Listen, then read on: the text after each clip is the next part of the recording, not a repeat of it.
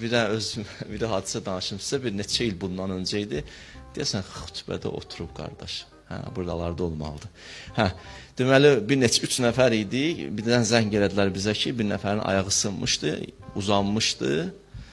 Onun gəlin köməyinin çevirək də qibləyə tərəf namaz qılsın. Biz də durduq, getdik üçümüz.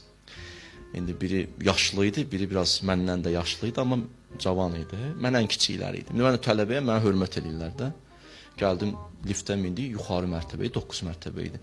Liftə mindik, bismillah, gedirik.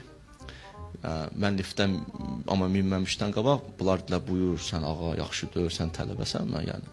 Belə izzətlə mindirdilər mən liftə, özləri də mindi, xülasə. Getdik, düzəltdik, qibləni düşdük. Düşəndə, yenə də mindik təzdən liftə. Minəndə liftə, bilmirəm nə imtihanı idi, nəsə oldu, üçümüzün liftin içindəyik. Lift sürətlə gedir aşağıya. Rəng ruh qaçıb, yanımdakı Ayətül Kürsü oxuyurdu. 9-dan gəlir Ayətül Kürsünü. Amma təxminən 4-cü, 5-ci mərtəbədə dayandırdı, keçirdi kəlmə-i şəhadətə. Olanlar deyirəm sizə. İnanın ki, 2-ci mərtəbəyə çatanda elə bir Allah qurban olduğum saxladı onu. Lift o yana bu yana değdi. Sonra aslıca düşdü. Qapı açılan kimi o ağa deyənlər tapdaladı mənə keçdi bayra.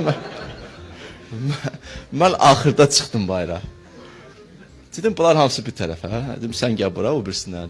Dedim, sən birinci Ayətül Kürsü oxuyurdun. Sonra kəlmə-i şəhadət dedin. Niyə? Dedim, valla gördüm, çatdıra bilmirəm.